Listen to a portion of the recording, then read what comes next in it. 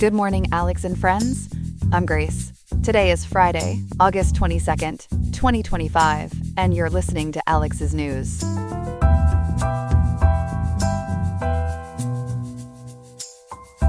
The high in Riverside today will reach a scorching 102.0 degrees, with the low settling at 78.6 degrees. It's a day to prioritize staying cool and drinking plenty of water if you plan on spending time outdoors. Coming up, we'll dive into the complex question of why Russia targeted a U.S. factory, particularly during a period when peace talks were reportedly taking place. Then, we'll shift our focus to California, investigating why various cities across the state have implemented such disparate policies and approaches to tackle the persistent challenge of homelessness. All this and more, coming up on Alex's News. Stay tuned.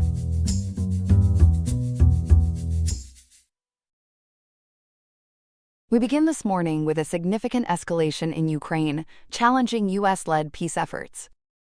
Yesterday, August 21st, Russia launched one of its most concentrated drone and missile attacks this year on western Ukraine, striking an American-owned electronics factory. For more, we turn to our reporter, Ethan. Ethan, this region has largely been spared such intense assaults. What do we know about this barrage? Grace, Western Ukraine typically sees less action, making this attack particularly jarring.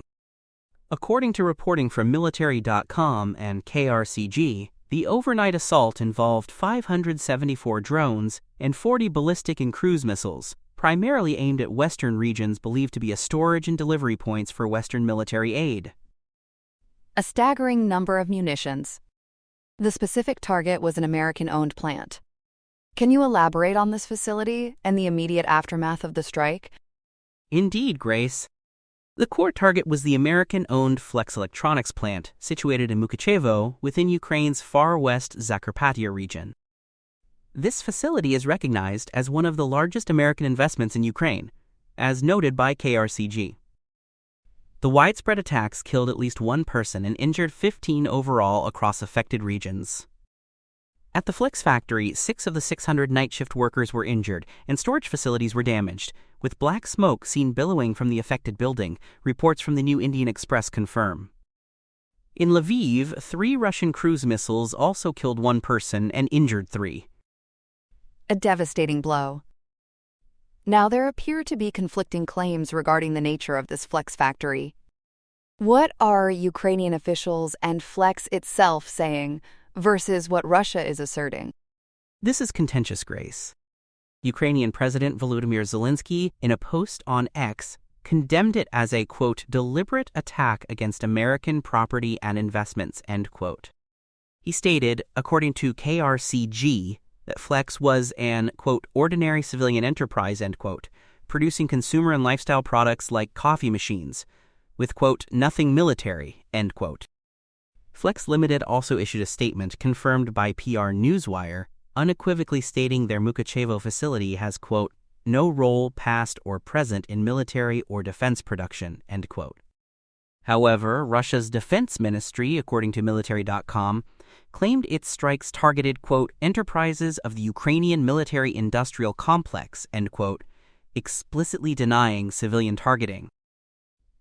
Russian sources put forth specific allegations that Flex produced printed circuit boards and control systems for various drones. As of today, August 22, 2025, no independent, verifiable evidence corroborates Russia's specific claims, reports Substack.com. Russia is certainly trying to flex its narrative here. An interesting choice of words. This attack significantly complicates U.S.-led diplomatic efforts for peace. How is this being perceived on the international stage? It's critical, Grace. This attack followed U.S. President Donald Trump's discussions with Russian President Vladimir Putin last week in Alaska, and his meeting with Ukrainian President Volodymyr Zelensky and European leaders just this Monday at the White House. This strike is widely perceived as a direct challenge to these peace efforts. Andy Hunter, president of the American Chamber of Commerce in Ukraine, stated to KRCG, quote, Russia is not looking for peace. Russia is attacking American business in Ukraine, humiliating American business, end quote. President Zelensky, also via KRCG, accused Russia of trying to, quote, wriggle out of holding a meeting, end quote, for peace. It sounds like Russia is really digging in its heels. So, with this attack, how are the diplomatic positions shifting? Or are they hardening even further? Grace, positions appear to be hardening significantly. From the U.S. perspective, President Trump, according to Fox News, previously questioned Putin's commitment, noting he, quote, talks nice and then he bombs everybody, end quote. While ruling out U.S. troops, U.S. Secretary of State Marco Rubio plans a conference call with European national security advisors to discuss future security guarantees. On the Russian side, Foreign Minister Sergei Lavrov stated to KRCG that security arrangements for Ukraine without Russian involvement would be, quote, pointless, end quote, and that Putin would meet Zelensky only after lower-level talks. Meanwhile, Zelensky, also per KRCG, accused Putin of stalling peace efforts to capture more territory and aims for direct talks, while Ukraine continues drone attacks on Russian infrastructure. A peaceful resolution seems far off the radar. A truly complex and disheartening situation, with both sides seemingly entrenched. Ethan, thank you for breaking down this complicated story for us. My pleasure, Grace. We'll be right back with our second story after the break. Welcome back to our second story this morning, a critical look at how California is tackling its homelessness crisis, specifically the management of encampments. For the latest, we turn to our reporter, Chloe, who has been keeping a close eye on this evolving situation. Chloe, it seems many California cities are struggling with a unified approach. What exactly is this patchwork of policies looking like on the ground? Grace, it is certainly a complicated picture, and many would say a messy one. According to a comprehensive survey by CalMatters published on LAist just yesterday, August 21, 2025, there is a wide range of encampment management policies across nearly 36 cities and counties. This significant lack of a cohesive strategy, as Alex Vysotsky of the National Alliance to End Homelessness noted in reporting by LAist and Ground News, leads to, quote, more harm and chaos, end quote. For instance, San Diego has a very detailed 10-page policy specifying things like not removing encampments with a 50% chance of rain and storing confiscated belongings for 90 days. Contrast that with Mendocino County, which, according to LAist, has no specific encampment management policy at all. Wow, that is quite the disparity. So with such varied local rules, what is Governor Newsom doing to unify these efforts? The governor has certainly been a driving force, Grace, trying to sweep up these disparate local approaches. He has been actively promoting a unified strategy, especially after a key U.S. Supreme Court ruling last year. In May of 2025, he released a, quote, model ordinance, end quote, designed to give cities a framework. This isn't just guidance. It is tied to future state homelessness funding. Beginning in the 2026-2027 fiscal year, cities and counties will need to adopt such policies or commit to state guidance to qualify for funds, according to Servium.law and CA.gov. That is a powerful incentive for compliance. That funding leverage is quite the carrot, or perhaps the stick, depending on your perspective. You mentioned a Supreme Court ruling from last year. Can you elaborate on how that changed the game for local governments?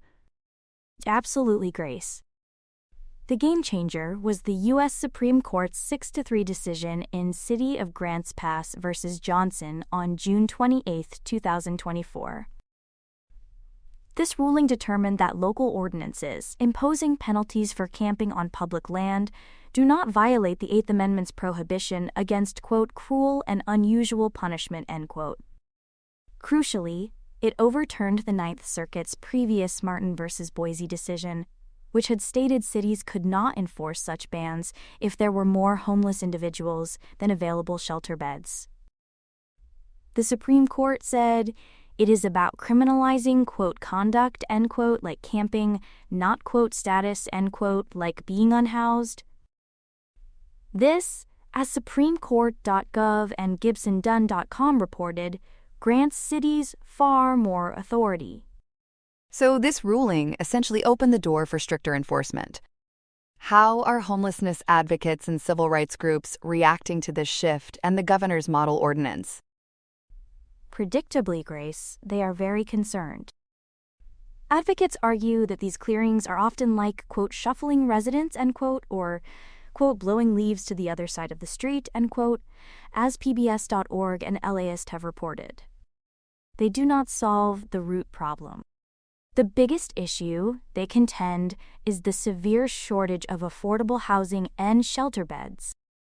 California, with over 180,000 unhoused individuals, has only about 70,000 shelter beds, according to LAist and PPIC.org. Sweeps are traumatic, causing loss of vital documents and disrupting connections with outreach workers. They argue it is a costly and ineffective use of resources, essentially criminalizing homelessness. It sounds like a situation where everyone agrees there is a problem, but not on the best way to clean it up. What are we seeing in terms of early results or ongoing challenges since Newsom's ordinance was introduced? Well, the picture is still developing, Grace, and the results are quite mixed, showing that a full solution is not yet in sight. Early 2025 point-in-time counts showed some progress, with Los Angeles, San Diego, and Riverside counties reporting reductions in unsheltered homelessness, according to DavisVanguard.org and sfchronicle.com. However, Sacramento, despite an earlier decrease, has seen an increase in people entering homelessness in recent months, as CaliforniaGlobe.com noted. An August 2025 report reiterated the, quote, lack of unified strategy, end quote, across cities, indicating the model ordinance is still finding its footing. The severe shortfall of over 110,000 shelter beds statewide remains a massive hurdle, as PPIC.org highlights. A truly complex issue with no easy answers. Chloe, thank you for breaking down this challenging situation for us. My pleasure, Grace. We have been discussing California's evolving approach to managing homeless encampments, drawing on reporting from LAist, Cal Matters, Ground News, California Healthline, Governing.com, California Healthline, Pallets T. Briegel, OPBS.com, NYSBA.org, GibsonDunn.com, Ballotpedia.org, OPBS.org, TheGuardian.com, InvisiblePeople.tv, TheRealNews.com, APNews.com, APNews.com, Palling.com, DavisVanguard.org, LB Postops Forward. Here are some other headlines. In Washington, the Department of Justice is finally beginning to open the books on the Jeffrey Epstein case, transferring a significant cache of files to the House Oversight Committee today. This follows a subpoena from the committee, which is hoping to provide some much-needed oversight into the sex trafficking investigation. Lawmakers plan to review the documents, which are estimated to be over 100,000 pages long, and will redact the identities of victims before making some of the files public. There's no specific timeline for that release, but the move comes after growing political pressure to shed more light on Epstein, his associate Ghislaine Maxwell, and a controversial 2007 non-prosecution deal. Also in Washington, a looming deadline could create a crisis for some of our most vulnerable. The Trump administration's decision to end temporary protected status for about 76,000 Hondurans is set to take effect on September 8, 2025. Advocates warn this will devastate the nation's elderly care sector, an industry already grappling with a severe workforce shortage and struggling to find enough caring hands. Many of these individuals have lived and worked legally in the U.S. for decades as caregivers, and their potential deportation raises serious concerns for the seniors who depend on them. The Supreme Court has given a green light to some controversial cuts, allowing the Trump administration to slash $783 million in research grants from the National Institutes of Health. In a 5-4 decision, the court lifted a block on the cuts, which are part of a broader push to end diversity, equity, and inclusion programs. The funding halt will impact a wide range of studies, including research into breast cancer, Alzheimer's disease, and HIV prevention, a decision some health experts are calling a bitter pill to swallow. The dissent was sharp, with Justice Ketanji Brown Jackson accusing the majority of turning the judicial process into a gauntlet and engaging in, quote, Calvin ball jurisprudence. Meanwhile, the Trump administration is casting a wider net in its immigration crackdown, initiating a review of all 55 million foreigners holding U.S. visas. The State Department confirmed it is subjecting all current visa holders to continuous vetting for any potential violations that could lead to revocation and deportation. Officials will be scrutinizing everything from criminal activity and visa overstays to social media accounts for so-called anti-American views. It's a move making every visa holder's status a little less permanent. And overseas, a grim and long-feared milestone has been reached in the Gaza Strip. A United Nations-backed panel of food security experts on Friday officially declared a famine in the Gaza Governorate. The report states the catastrophe is entirely man-made and could have been prevented. It confirms that at least 20% of households face an extreme lack of food, and 30% of children are suffering from acute malnutrition. The declaration has prompted urgent international calls for an immediate ceasefire and unimpeded humanitarian access. The Israeli government has rejected the report's findings, claiming there is no famine in Gaza.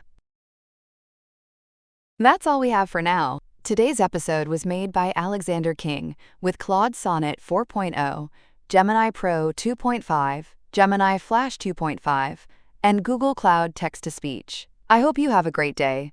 I'll see you tomorrow, Alex.